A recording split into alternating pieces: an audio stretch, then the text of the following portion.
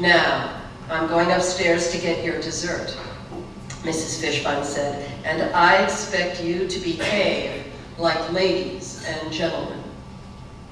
Mrs. Fishbone marched back upstairs. We couldn't hold back our giggles. It was all so funny. Behave like ladies and gentlemen. Even Nancy and Freddie had to laugh. Then Norman suggested that we play games to keep out of trouble. The first game is Guess Who? Norman said. Guess who? Janie asked. How do you play that?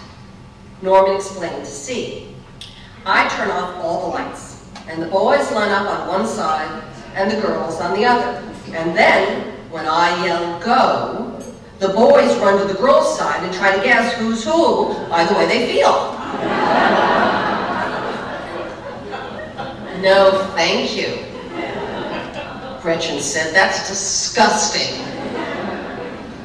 Above the neck, Gretchen, Norman said. Only above the neck. Forget it, Gretchen said, and we all agreed, especially me. I kept thinking of those 6 cotton balls. They weren't so far below my neck. Okay, Norman said. We'll start with spin the bottle. That's corny, Philip Leroy shouted. Yeah, the other boys all agreed. We have to start with something, Norman said. He put a green bottle on the floor. We sat in a big circle around the green bottle. Norman told us the rules. You've got to kiss who's ever nearest to where the bottle points. No fair boy kissing boy or girl kissing girl. Norman spun first. He got Janie. He bent down and gave her a little kiss on the cheek, near her ear, but up higher. He ran back to his place in the circle. Everybody laughed. Then Janie had to spin. She got Jay. She put her face next to his, but she kissed the air instead of him. No fair, Norman called out. You really gotta kiss him. Okay, okay, Janie said. She tried again and made it this time, but far away from his mouth. I felt a lot safer knowing it would be all cheek kissing. I held my breath every time someone turned the bottle, waiting to see who would get me and wondering who I would get. When Gretchen got Philip Leroy, she could hardly stand up. She kept biting her lip. She finally went over to him and gave him the quickest kiss you ever saw. Then I really couldn't breathe because I thought, if he gets me, I'll faint. I closed my eyes. When I opened them, I saw the bottle pointing straight at Laura Danker. She looked down, and when Philip bent to kiss her, I think all he got was her forehead and some loose hair. That's when Jay said, this is really stupid. Let's play 2 minutes in the closet. What's that? Norman said. Jay explained. We all get a number, and then somebody starts by calling, like, number 6, and those 2 go in the closet for 2 minutes, and, well, you know. We don't have a closet down here, so. But we do have a bathroom. Norman didn't waste any time in getting some paper and pencils. He scribbled the numbers on a big sheet of paper, odd ones for the boys, evens for the girls. Then he tore each number off and put first the evens, then the odds in his father's hat. We all picked. I got number 12. I was half scared and half excited, and I wished I'd been experimenting like Nancy. Nancy would know what to do with a boy in the dark, but what did I know? Nothing. Norman said he'd go first because it was his party. Nobody argued. He stood up and cleared his throat.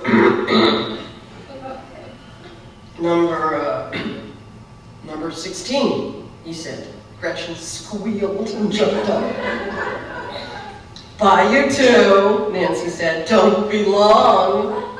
Long? They were back in 3 seconds.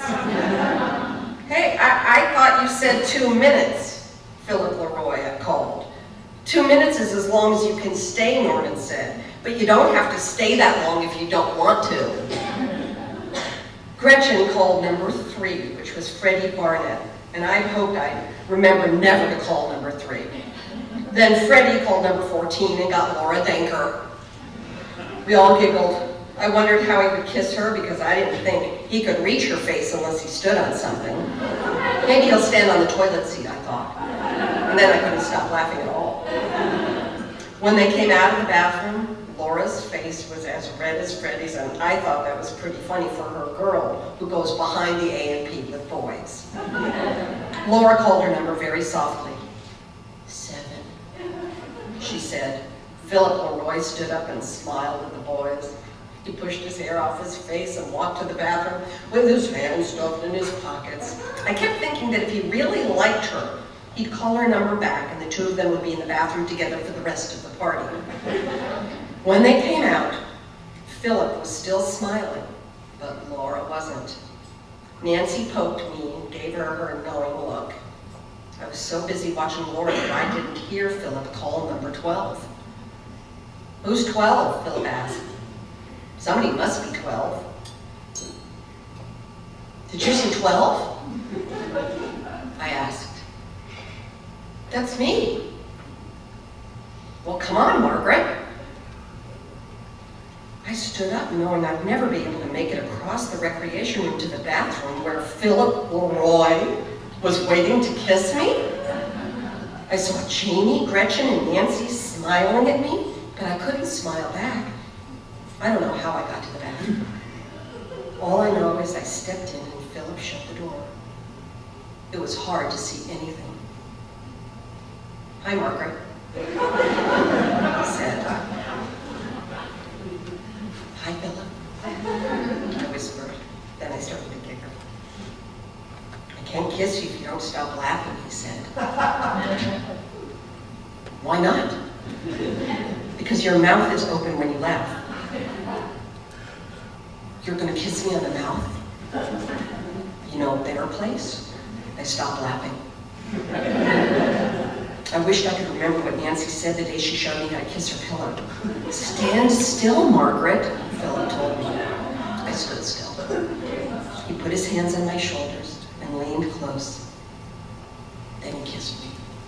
Really fast kiss. Not the kind you see in the movies where the boy and the girl cling together for a long time. While I was thinking about it, Philip kissed me again.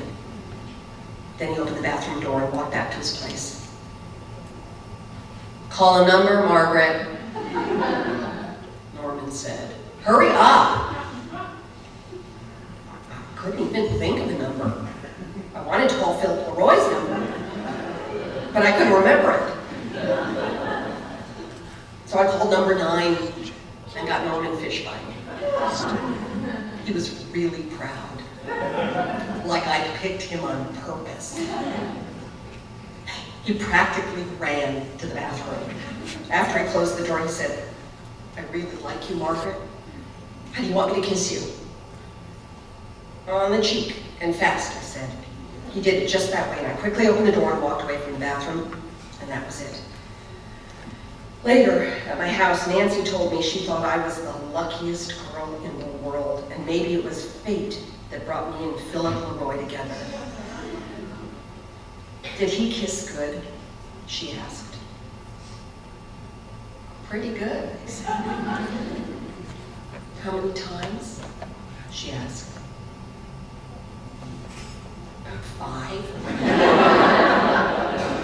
I lost count. Did he say anything else? Nothing much. Do you still like him? Of course. Me too. Good night, Nancy.